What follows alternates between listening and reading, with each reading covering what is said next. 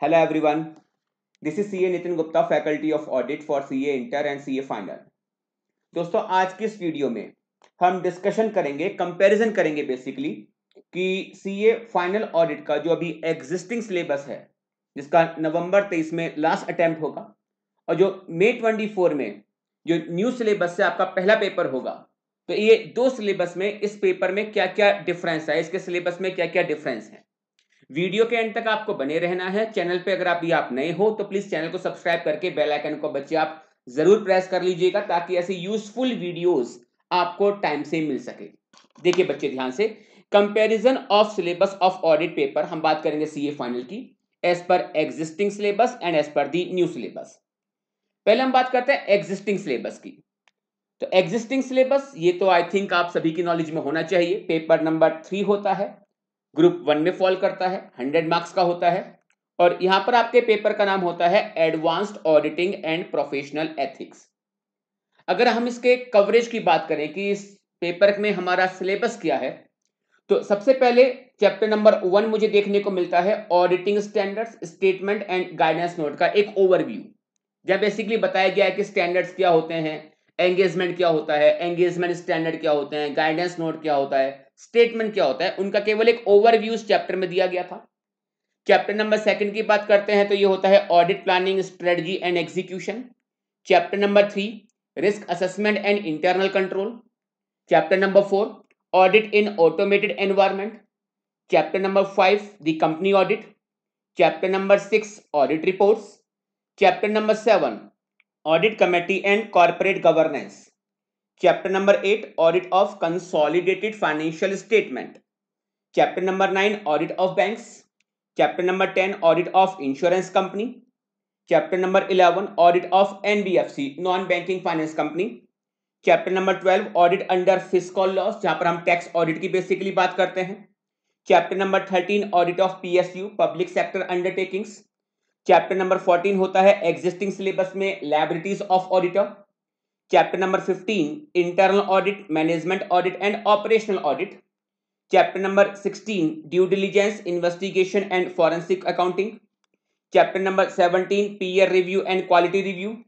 Chapter number 18 professional ethics. And chapter number 19 auditing pronouncement, जहां basically standards cover होते हैं। S A जो आपके 100 टू 799 सीरीज तक होते हैं, यानी बेसिकली बात करूं तो एसए 200 से स्टार्ट होता है और एसए 720 तक ये स्टैंडर्ड्स आपके सिलेबस में थे। हाँ, जो आपके स्टैंडर्ड से 800 सीरीज के अंदर और जो आपके एसआरई, एसएई और एसआरएस होते थे, ये आपके एग्जिस्टिंग सिलेबस में नहीं थे। अब इसका एक कंपैरिजन करते हैं न्यू सिलेबस के साथ कि इसमें से कौन कौन से चैप्टर्स हटा दिए गए।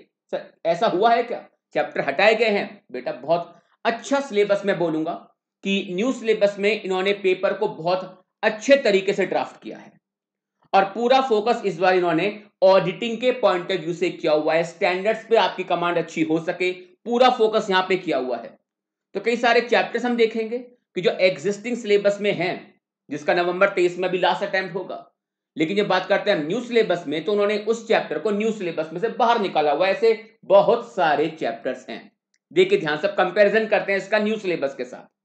जब न्यू सिलेबस की बात करते हैं तो अभी भी आपका पेपर नंबर 3 ही होगा और 100 मार्क्स के लिए होगा। लेकिन अगर हम पेपर का नाम देखें तो पहले आपके पेपर का नाम क्या है? Advanced auditing and professional ethics. लेकिन अब न्यू सिलेबस में आपके इस पेपर का नाम है advanced auditing, assurance and professional ethics. यानी कि अगर आप देखें तो आपके जो पेपर का टाइटल है, पेपर का जो नाम है, उसमें एक वर्ड यहां पर ऐड किया गया है, एश्योरेंस। तो कहीं ना कहीं ये एक हिंट है आपके लिए बहुत बड़ा कि यहां पर जो आपका मेन फोकस किया गया है वो ऑडिटिंग एंगेजमेंट के ऊपर किया गया है। एश्योरेंस का मतलब क्या होता है? जहां पर आप किसी ओपिनियन को एक्सप्रेस करके आते हो। तो जितने भी तरह के आपके एश्योरेंस एंगेजमेंट हो सकते हैं, चाहे वो ऑडिट को लेकर हो, चाहे वो रिव्यू को लेकर हो, चाहे वो एश्योरेंस एंगेजमेंट हो, ये सारी चीजें अब आपके सिलेबस में आ रही हैं। पहले फाइनल लेवल पे हम केवल बात करते थे ऑडिटिंग एंगेजमेंट की। जो रिव्यू एंगेजमेंट होता था, एश्योरेंस एंगेजमेंट था, वो आपके सिलेबस में कवर नहीं किए हुए थे। पहले कभी हुआ करते थे, यानी कि अगर मैं बात करूं कि अब से काफी टाइम पहले जब एक और आपका सिलेबस हुआ करता था, तब उस टाइम पर standards on review engagement, standards on assurance engagement, standards on related services, कभी ये सिलेबस में हुआ करते थे पहले फाइनल लेवल में, लेकिन बाद में जब सिलेबस चेंज हुआ था तब इन्होंने इनको सिलेबस से बाहर कर दिया था। लेकिन अब जब सिलेबस दोबारा चेंज हुआ है तो इनकी यहां पर दोबारा से एंट्री होती हुई हमको यहां पर दिखाई दे रही है, जो कि मैं कह सकता हूं बच्चे प्रैक्टिसिंग के पॉइंट ऑफ व्यू से एक बहुत अच्छा स्टेप है यहां पर आईसीआई का। तो पेपर का नाम है advanced auditing assurance and professional ethics. अब एक एक करके अगर मैं चैप्टर का कंपैरिजन करूं तो सबसे पहला चैप्टर जो मुझे एग्जिस्टिंग सिलेबस में, जिसका नवंबर 23 में लास्ट अटेम्प्ट होगा, वहां पर जो आपका पहला चैप्टर था auditing standard statement and guidance note का एक ओवरव्यू, ये ओवरव्यू अब इन्होंने यहां पर न्यू सिलेबस में नहीं दिया और देने की रिक्वायरमेंट थी भी नहीं, क्योंकि बच्चे ये जो ओवरव्यू होता है एसए का, एसआरई का, एसएई का या एसआरएस का, या गाइडेंस नोट क्या होते हैं, स्टेटमेंट क्या होते हैं, ये सारा ओवरव्यू ऑलरेडी इंटर लेवल पे बच्चा कवर कर चुका होता है। और जो चीजें इंटर लेवल पर बच्चा कवर कर चुका होता है उसको दोबारा से फाइनल में कवर करने की ऐसा कोई रिक्वायरमेंट नहीं थी। और अगर हम एग्जिस्टिंग सिलेबस के बेस पर ही देखें कि इस चैप्टर 1 पे एग्जाम में कितने क्वेश्चंस पूछे गए थे, तो इस चैप्टर पे एग्जाम में कभी भी क्वेश्चन पूछा ही नहीं गया, बिकॉज क्वेश्चंस जो आते हैं वो आपके स्टैंडर्ड्स के ऊपर आते हैं, लेकिन इनके ओवरव्यू को लेकर कि स्टैंडर्ड्स क्या होते हैं, एंगेजमेंट स्टैंडर्ड्स क्या होते हैं, गाइडेंस नोट क्या है, स्टेटमेंट क्या है, फाइनल लेवल पर आज तक कभी क्वेश्चन ऐसा लगा हुआ ही नहीं था।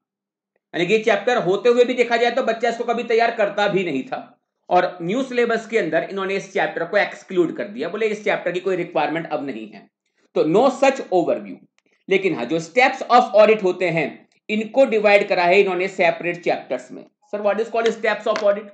देखो, अगर मैं ऑडिट के स्टेप्स की बात करूं तो बेसिकली मैं ऑडिट को 4 स्टेप में पहले डिवाइड करता था कि हम प्लान करते हैं, प्लान करके हम परफॉर्म करते हैं, परफॉर्म करके हम एविडेंस को ऑब्टेन करते हैं, और एविडेंसेस के बेस पर अल्टीमेटली कंक्लूजन्स ड्रॉ करके हम ओपिनियन को देके आते हैं। ये होते हैं आपके ऑडिट के स्टेप्स। इन्होंने और इन्हीं स्टेप्स को फर्दर इंप्रूव करके इनको चैप्टर्स में कवर किया। बहुत ही अच्छा स्टेप मैं बोलूंगा, क्योंकि पहले देखो क्या हो रहा था कि पहले आपको ना, सपोज जैसे एग्जांपल दूं SA300 प्लानिंग को लेकर, तो प्लानिंग को लेकर एक सेपरेट चैप्टर भी है, और प्लानिंग को आप मुझे स्टैंडर्ड्स के अंदर भी पढ़ा रहे हो, वो डुप्लीकेशन था। और मैं शुरू से ही बोलता था कि यार ये ऐसा क्यों कर रहे हो, कि एक तरफ तो आप हमें कहते हो सपोज कि कैश फ्लो स्टेटमेंट आपके सिलेबस में है और AS3 भी आपके सिलेबस में है, तो कैश फ्लो स्टेटमेंट मुझे आप अलग पढ़ा रहे हो, AS3 की बातें अलग आ रही हैं। अच्छा रहता कि इन दोनों को एक दूसरे के साथ ही मर्ज करके, कि जब मैं कैश फ्लो स्टेटमेंट पढ़ूं तो एज पर AS3 ही पढ़ूं। तो मैं शुरू से ही जब जब मैंने ऑडिट के लेक्चर्स दिए थे, एग्जिस्टिंग सिलेबस की बेस की बात करता हूं, तो मैंने हमेशा चैप्टर्स को स्टैंडर्ड के रेफरेंस से ही पढ़ाया था, और ये कहा था कि स्टैंडर्ड्स तो बेटा ऑडिट की आत्मा होते हैं, कभी भी आप इनको अलग अलग करके नहीं पढ़ सकते। और इस बार आईसीआई ने यही कहा, और इन्होंने क्या करा कि जो स्टैंडर्ड्स होते हैं इनको चैप्टर के साथ ही इनकॉर्पोरेट कर दिया, यानी कि जो स्टैंडर्ड्स अब आपके चैप्टर में कवर हो जाएंगे वो आपको अलग से पढ़ने की कहीं पर भी रिक्वायरमेंट नहीं होगी। और चैप्टर्स को बहुत बेहतरीन तरीके से यहां पे इन्होंने न्यू सिलेबस के अंदर डिजाइन किया है। एक ओवरव्यू अगर मैं आपको दिखाऊं तो देखिए ध्यान से, जो न्यू सिलेबस में आपका चैप्टर नंबर 1 है वो है क्वालिटी कंट्रोल को लेकर, और क्वालिटी कंट्रोल को लेकर जो बातें होती हैं वो SQC1 और SA220 में होती हैं। Chapter number 2 general auditing principle and auditors responsibilities, और यहां पे SA240, 250, 260, 299 एंड 402 इन्होंने इन एसएस को इस चैप्टर में शामिल किया। हाँ, कुछ एसए ऐसे हैं जो कि इन्होंने चैप्टर में शामिल नहीं किए, लेकिन वो 200 सीरीज से ही बिलोंग करते हैं। जो 200 की सीरीज होती है आपकी 200 टू 299, वो किससे बिलोंग करती है? जनरल प्रिंसिपल्स एंड रेस्पॉन्सिबिलिटीज से। लेकिन SA200, 210 एंड 230 को इन्होंने फाइनल लेवल से कंटेंट में शामिल नहीं करा, लेकिन उन्होंने ये कहा है कि एप्लीकेशन वाले पार्ट को लेकर केस स्टडी बेस्ड क्वेश्चन आपके SA200 पर या 210 पर या 230 पर पूछे जा सकते हैं। लेकिन उन्होंने इन एसएस को, जब मैं कंटेंट की बात करता हूं, तो चैप्टर के अंदर शामिल नहीं किया, ये कहते हुए कि ऑलरेडी इंटर लेवल पर आप इन स्टैंडर्ड्स को बहुत ज्यादा डेप्थ में पढ़ चुके होते हो। तो चैप्टर के कंटेंट में आपको SA200 देखने को नहीं मिलेगा, 210 आपको वहां देखने को नहीं मिलेगा, 230 आपको देखने को नहीं मिलेगा। लेकिन इसका मतलब यह नहीं है कि इन स्टैंडर्ड्स के ऊपर एग्जाम में क्वेश्चन नहीं पूछे जाएंगे। क्लियर कहा है कि इनका जो एप्लीकेशन पार्ट होता है वहां पर case study based question ICI आपसे SA200 के ऊपर या 210 के ऊपर या 230 के ऊपर पूछ सकता है। Chapter number 3 audit planning strategy and execution, और यहां पे कवर किया है SA 450, 520, 540, 610 एंड 620। SA 300 जो रेड कलर से बेटा आपको ऐसे दिखाई दे रहे हैं ना, इसका मतलब ये है कि ये जो स्टैंडर्ड्स हैं, ये स्टैंडर्ड्स बेसिकली आपके चैप्टर का कंटेंट नहीं है, लेकिन इनके एप्लीकेशन वाले पार्ट के ऊपर एग्जाम में फाइनल लेवल पे आपसे न्यू सिलेबस में केस स्टडी बेस्ड क्वेश्चन अब आपसे आईसीआई यहां पर पूछ सकता है। लेकिन एक फिल्टर लगा दिया कि जिन स्टैंडर्ड्स को आप इंटर लेवल पे इतना डेप्थ में पढ़ के आ चुके हो, फाइनल लेवल पे उसको कवर करने की रिक्वायरमेंट नहीं है। इन्होंने चैप्टर के कंटेंट में ऐसे एसएस के कंटेंट को शामिल नहीं किया, लेकिन क्लियर कहा है कि एप्लीकेशन वाले पार्ट को लेकर फाइनल लेवल पे न्यू स्कीम में जो न्यू सिलेबस है आपका, वहां पर केस स्टडी बेस्ड क्वेश्चन आ सकते हैं। यानी कहीं ना कहीं ये बाहर होने के बावजूद भी कहीं ना कहीं बच्चे आपको पढ़ने तो पड़ेंगे, बिकॉज अगर कोई केस स्टडी आ गई तो उसको आप एग्जाम में कैसे हैंडल करेंगे, तो पढ़ना तो आपको पड़ेगा। Materiality, risk assessment and internal control, ये आपका चैप्टर नंबर 4 है। इसमें कवर कर रहे हैं basically SA 265 and SA 330, SA 315 और SA 320।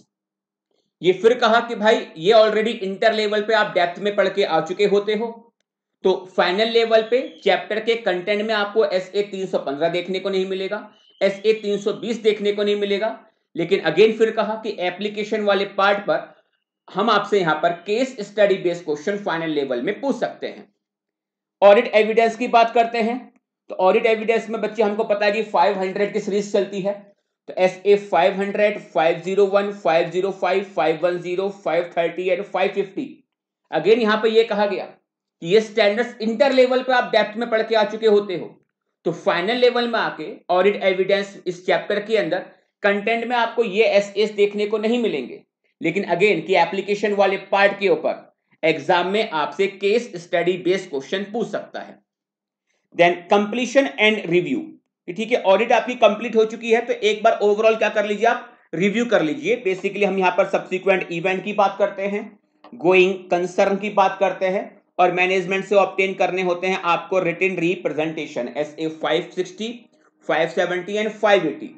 लेकिन फिर यही कहा कि ये ऑलरेडी इंटर लेवल पे आप डेप्थ में कवर करके आ चुके होते हो, तो फाइनल लेवल पे आपसे एप्लीकेशन वाले पार्ट के ऊपर केस स्टडी बेस्ड क्वेश्चन आपसे पूछे जा सकते हैं।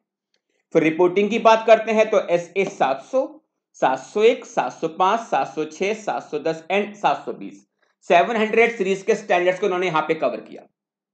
तो देखा जाए तो जो आपके स्टैंडर्ड्स ऑन ऑडिटिंग होते हैं SA, उनको इन्होंने यहां पर इन 7 चैप्टर्स में क्लासिफाई कर दिया।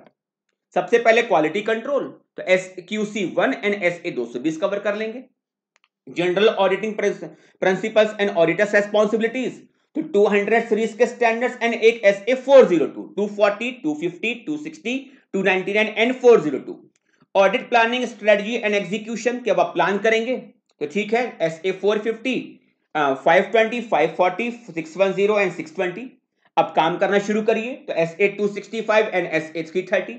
काम कर रहे हो, एविडेंस ऑब्टेन करिए, तो एविडेंस की जो आपकी जो सीरीज होती है 500 सीरीज, वो कवर की गई।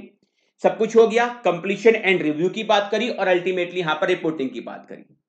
तो देखा जाए तो इन्होंने आपके पूरे SS की जर्नी को, या फिर मैं कह सकता हूं पूरे आपके ऑडिट की प्रोसेस को, ऑडिट के अप्रोच को इन्होंने न्यू सिलेबस के अंदर इन 7 चैप्टर्स में समा दिया।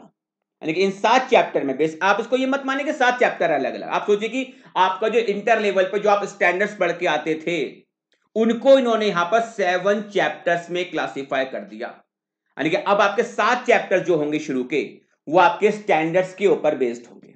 क्लियर? तो जैसे हम बात कर रहे थे यहां पर कंपैरिजन के लिए कि वो एग्जिस्टिंग सिलेबस में जो आपका एक ओवरव्यू होता था, ये ओवरव्यू इन्होंने यहां पर न्यू सिलेबस में नहीं दिया, लेकिन इन्होंने यहां पर क्या काम करा कि इन्होंने पूरे ऑडिट की जर्नी को ये 7 स्टेप में 7 चैप्टर में डिवाइड कर दिया, और पूरे स्टैंडर्ड्स को इन्होंने इन 7 चैप्टर्स के अंदर इनकॉर्पोरेट करा।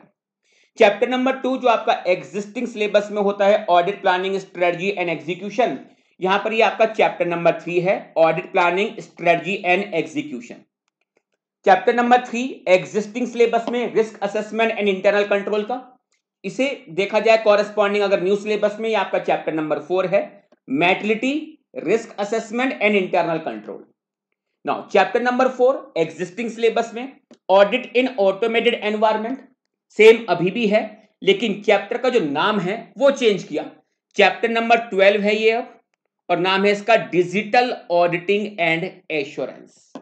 डिजिटल ऑडिटिंग एंड एश्योरेंस, और इसमें जो आर्टिफिशियल इंटेलिजेंस है एआई, इसको भी यहां पर शामिल किया गया है for the purpose of remote auditing. जितना भी आप एग्जिस्टिंग पढ़ रहे थे उतना तो यहां पर है ही है, साथ में कुछ एक्स्ट्रा कवरेज यहां पर आपको एआई को लेकर for the purpose of remote auditing उसको भी यहां पे शामिल किया गया। सर कुछ चैप्टर डिलीट हुआ है नहीं हुआ? तो देखिए बच्चे ध्यान से, द कंपनी ऑडिट, इसको तो मैं शुरू से ही बोलता हुआ आ रहा था कि इसको फाइनल लेवल पे आपने रखा हुआ क्यों है। बच्चा जब इंटर में लॉ पढ़ता है वहां पर ये चैप्टर को पढ़ के आता है, सेक्शन 139 से लेकर सेक्शन 148 तक। इसके बाद जब वो इंटर में सेकंड ग्रुप में आता है ऑडिट के अंदर, तो उसको फिर दोबारा से पढ़ रहा होता है।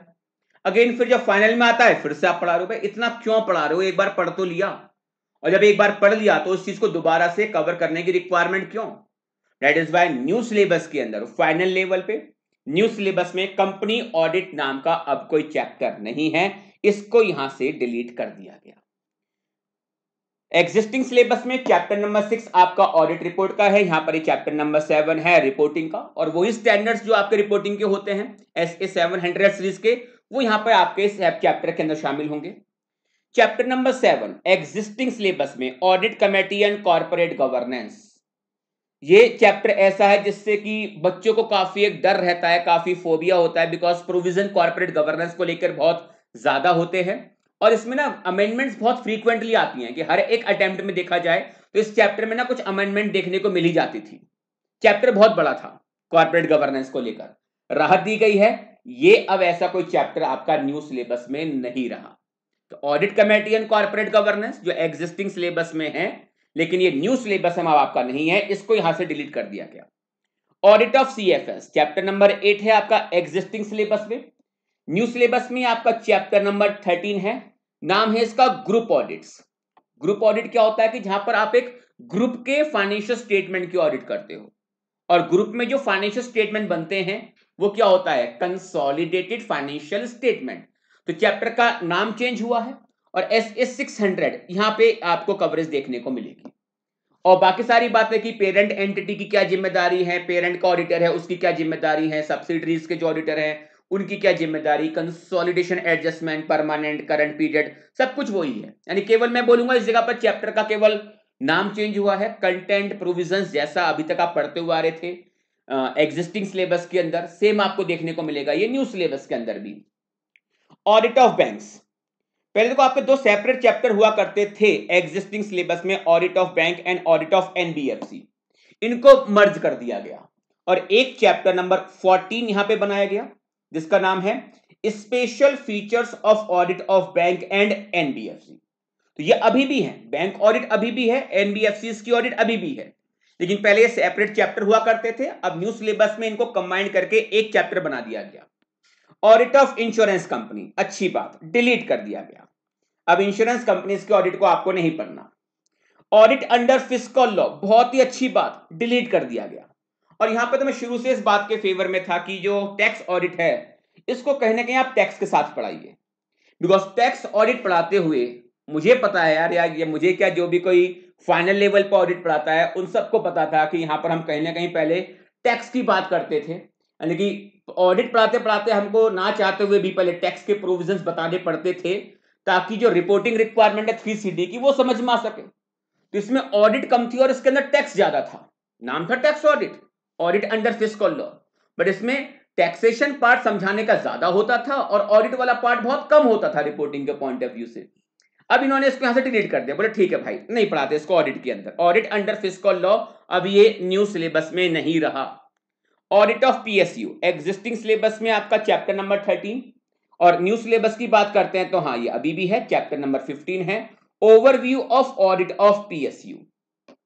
Liabilities of auditor chapter number 14 है एग्जिस्टिंग सिलेबस में, न्यू सिलेबस में इसको चैप्टर नंबर 19 के साथ मर्ज किया है, professional ethics and liabilities of auditor. यानी कि जो आपका प्रोफेशनल एथिक्स नाम का चैप्टर होता है एग्जिस्टिंग सिलेबस में, अब उस चैप्टर का नाम न्यू सिलेबस में क्या है, professional ethics and liabilities of auditor.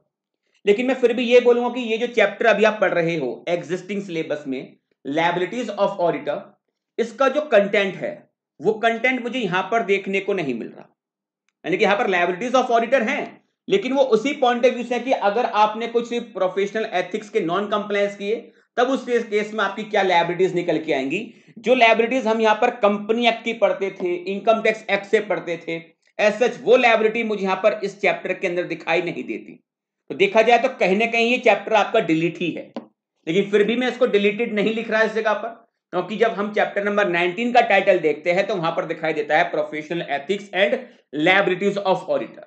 लेकिन जो चैप्टर का कंटेंट है, अभी जो आप लायबिलिटीज ऑफ ऑडिटर पढ़ रहे हैं और जो आप न्यू सिलेबस में जो आप चैप्टर नंबर 19 में पढ़ेंगे, वो कंटेंट आपको काफी हद तक मिसिंग दिखाई देगा। यानी कि जो लायबिलिटीज ऑफ ऑडिटर अभी आप पढ़ रहे हैं और जो चैप्टर नंबर 19 में आप देखेंगे तो कंटेंट आपको बिल्कुल भी वहां पर दिखाई नहीं देगा। कंपनी एक्ट की जो लायबिलिटी होती है, इनकम टैक्स से जो लायबिलिटी आती है, वो वहां पर आपको देखने को नहीं मिलती।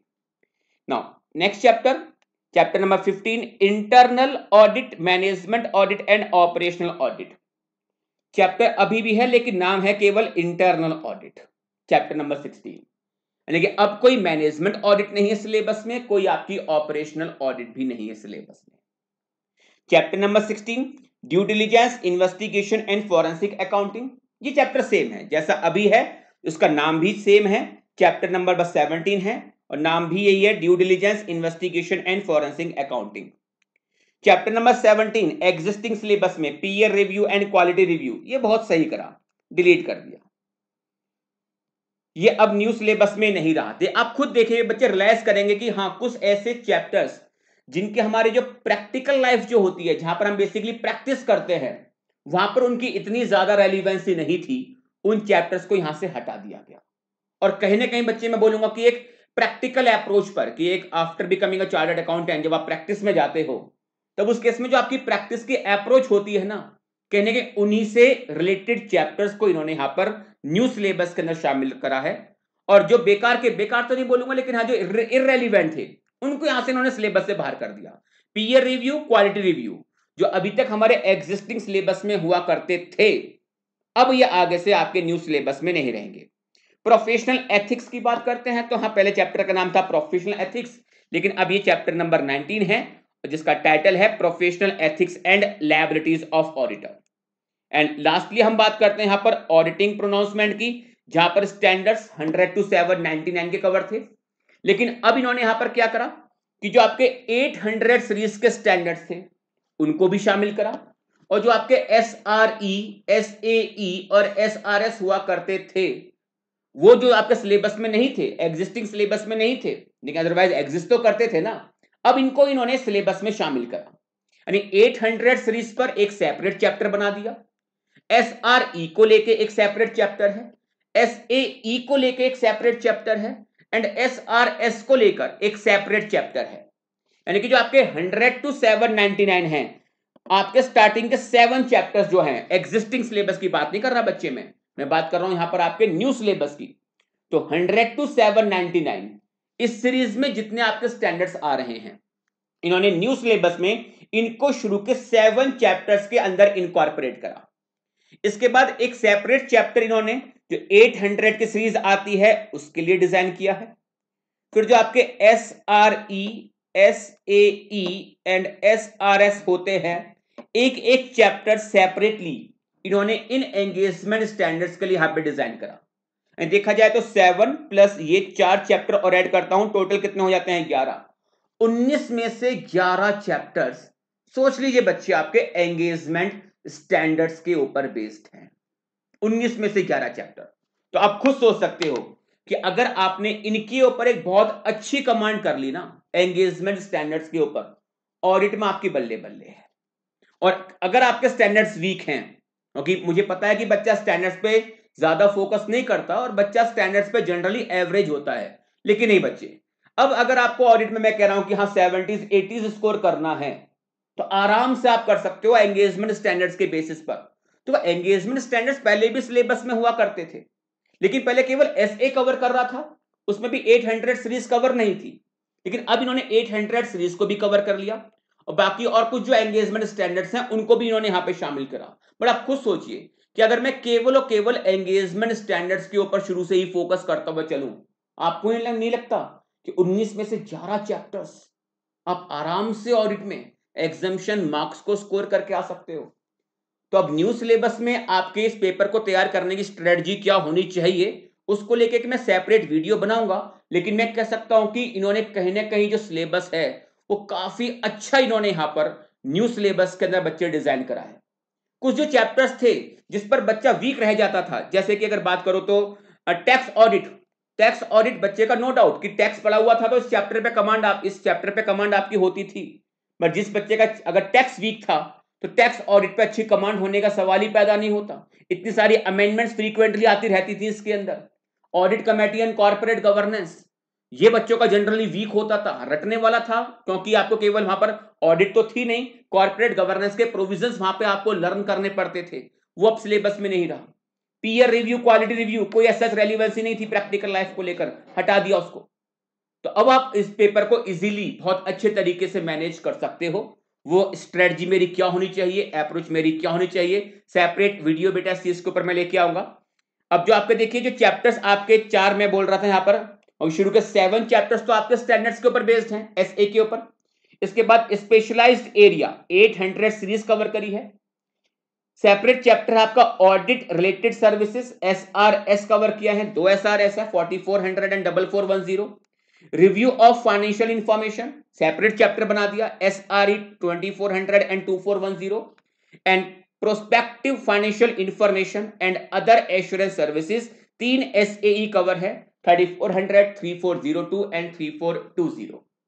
तो ये था आपका एक कंपैरिजन सिलेबस को लेके कि एग्जिस्टिंग सिलेबस में जो आपका ऑडिट का पेपर है और जो आपका न्यू सिलेबस है वहां पर जो आपका ऑडिट का पेपर है, इन दोनों ही सिलेबस के अंदर हमारे सिलेबस में क्या क्या डिफरेंस है।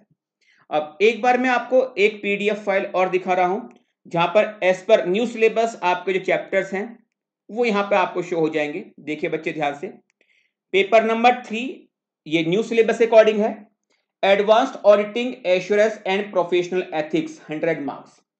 अगर आप ध्यान से यहां पर ऑब्जेक्टिव पढ़ेंगे कि इस जगह पर ऑब्जेक्टिव क्या है, तो आप खुद रियलाइज करेंगे कि हाँ इन्होंने ऑडिट के ऊपर, एश्योरेंस के ऊपर इस बार बहुत ज्यादा फोकस किया है। To gain the ability to analyze current auditing practice and procedures and apply them in auditing engagement, to develop the ability to solve the cases relating to audit engagement। यानी objective कहीं ना कहीं जो रखा है वो आपके ऑडिट एंगेजमेंट को लेकर करा है। खुद सोचिए बेटा 19 चैप्टर में से अगर आपके 7 चैप्टर केवल ऑडिट को लेकर है तो कहीं ना कहीं फोकस आपका इस एंगेजमेंट के ऊपर बहुत ज्यादा किया गया है। कंटेंट की बात करते हैं तो देखिए सारा कंटेंट मैं आपके साथ डिस्कस कर चुका हूं, एक बार रिव्यू कर लेते हैं। क्वालिटी कंट्रोल तो SQC1 एंड SA220 कवर किया। General auditing principles and auditors responsibilities SA240, 250, 260, 299 and 402। इस नोट को जरा बच्चे ध्यान से पढ़ना। कंटेंट ऑफ SA200, SA का टाइटल लिखा overall objectives of independent auditor and conduct of audit in accordance with SA. SA210 agreeing the terms of audit engagement, and SA230 audit documentation is covered in depth at intermediate level. Thus, application part of above SAs may be discussed in the form of case study at final level. यानी कि अब आपको कहीं ना कहीं इन SAs के ऊपर SA 200 पर, 210 पर या 230 पर स्ट्रेट फॉरवर्ड क्वेश्चंस आपको इन स्टैंडर्ड्स के ऊपर फाइनल लेवल में जहां तक है वो देखने को नहीं मिलेंगे। हाँ क्वेश्चन आ सकते हैं एप्लीकेशन वाले पार्ट को लेकर, but in the form of case study only. Similarly chapter number 3 audit planning strategy and execution तो SA300 कवर किया है, लेकिन क्या कहा है देखिए ध्यान से, content is covered in depth eight intermediate level, therefore application part of SA300 may be discussed in the form of case study at final level. SA450, 520, 540, 610 and 620 materiality risk assessment and internal control coverage लेके चल रहे हैं SA265 and SA330। और again यहां पर यह कहा कि 2 स्टैंडर्ड्स ऐसे हैं 315 और 320 जिसको आप इंटरमीडिएट लेवल पर डेप्थ में कवर कर चुके होते हो, लेकिन हाँ यहां पे क्वेश्चंस आपके फाइनल लेवल पर केस स्टडी बेस आ सकते हैं। ऑडिट एविडेंस की बात करते हैं तो केवल केस स्टडी बेस्ड क्वेश्चन देखने को मिलेंगे, क्योंकि 500, 501, 505, 510, 530, 550 ये आपके इंटरमीडिएट लेवल पे कह रहा है कि भाई डेप्थ में डिस्कस कर चुके हैं। केस स्टडी बेस्ड क्वेश्चन यहां पे आपसे पूछे जाएंगे। Completion and review basically 3 standards cover होते हैं, लेकिन अगेन फिर ये कहता है कि 560, 570, 580 इंटरमीडिएट लेवल पे काफी डेप्थ में डिस्कस हो जाते हैं, तो केवल यहां पर आपके एप्लीकेशन वाले पार्ट पर केस स्टडी बेस्ड क्वेश्चन पूछे जा सकते हैं। 560, 570 एंड 580 ये डेप्थ में कवर हो जाते हैं इंटरमीडिएट लेवल पर। दस on application part of above SS questions में be asked in the form of case study. Reporting की बात करते हैं तो 700, 701, 705, 706, 710, 720 ये शुरू के 7 चैप्टर्स में अगर आप देखें तो स्टैंडर्ड्स कवर करें एसए। फिर चैप्टर नंबर 8 पे आते हैं स्पेशलाइज एरिया। यहां पर आपके 800 सीरीज के जो 3 स्टैंडर्ड्स होते हैं 800, 805, 810 उन्हें कवर किया। 800, 805 एंड 810। ऑडिट रिलेटेड सर्विसेज ये है बेसिकली आपका रिलेटेड सर्विसेज, और यहां पर एसआरएस 2 एसआरएस हैं आपके 4400 एंड 4410 उन्हें कवर किया। SRS 4400 and 4410। Review of financial information ये रिव्यू एंगेजमेंट को लेकर है। 2 एसआरई इशू हैं अभी तक, उन्हीं को सिलेबस में शामिल करा है 2400 and 2410। And prospective financial information and other assurance services यहां पर स्टैंडर्ड्स ऑन एश्योरेंस एंगेजमेंट है। 3 स्टैंडर्ड्स यहां पर बेसिकली आए हैं 3400, 3402 एंड 3420 इन्हीं तीनों को यहां पे कवर किया है। तो देखिए बच्चे 19 में से 11 चैप्टर्स एंगेजमेंट स्टैंडर्ड्स के ऊपर बेस्ड हैं। तो बहुत अच्छी तरह से मैं फिर से बोलूंगा, मैं काफी अप्रिशिएट कर रहा हूं इस बार आईसीएआई को कि बहुत अच्छा इन्होंने यहां पर सिलेबस को ड्राफ्ट किया है। डिजिटल ऑडिटिंग एंड एश्योरेंस ये आपका है audit in automated environment. Group audits की बात करते हैं तो ऑडिट ऑफ सीएफएस है। Special feature of audit of bank and NBFC ये पहले भी थे अभी भी हैं, 2 अलग अलग चैप्टर्स को यहां पर इन्होंने मर्ज करा है। ऑडिट ऑफ पीएसयू पहले भी था अभी भी आ रहा है। Internal audit, management audit and operation audit इस बार सिलेबस से बाहर कर दिया। Due diligence, investigation and forensic accounting पहले भी था अभी भी है। हाँ, एक न्यू एंट्री जो मैं बोलूंगा कि जो न्यू सिलेबस एग्जिस्टिंग सिलेबस में नहीं है लेकिन न्यू सिलेबस में लेके आए हैं, emerging areas, sustainable development goal SDG and environment social and governance assurance etcetera. तो इस चैप्टर में सर क्या पढ़ना होगा, सेपरेट वीडियो बेटा आपको इस चैप्टर पे देखने को मिलेगी।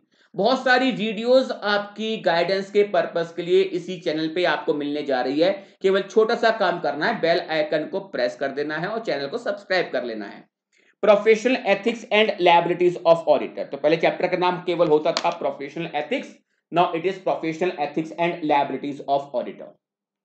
तो उम्मीद कर रहा हूं कि जो डिफरेंस है ये काफी हद तक अब आपको क्लियर हो चुका होगा कि क्या क्या चीजें न्यू सिलेबस में आई हैं और किन किन चीजों को इन्होंने न्यू सिलेबस से एक्सक्लूड कर दिया है। वैसे एक्सक्लूड करने की जो लिस्ट है बोलूंगा काफी अच्छी है। काफी सारे चैप्टर्स थे जो कि इररेलेवेंट टाइप के होते थे और उन्हें मुझे भी नहीं लगता था कि आगे कंटिन्यू करना चाहिए, और आईसीएआई ने ऐसा किया है। उन्होंने जो सिलेबस की जिस चैप्टर की रेलिवेंसी हमें प्रैक्टिस के पॉइंट ऑफ व्यू से नहीं थी उनको उन्होंने यहां से एक्सक्लूड कर दिया। तो इतना तो मैं कह सकता हूं बच्चे, पिक्चर क्लियर हो चुकी है आपकी। अब ये देखना है कि मुझे न्यू सिलेबस में इस पेपर को तैयार करने की मेरी अप्रोच किस तरह की होनी चाहिए।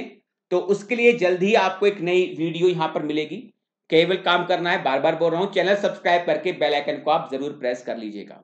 तो मिलते हैं आपसे नेक्स्ट वीडियो में ऐसे ही किसी चर्चा के साथ, जहां पर हम बात करेंगे न्यू सिलेबस में आपको इस पेपर को किस तरह से तैयार करना चाहिए। Thanks to all of you.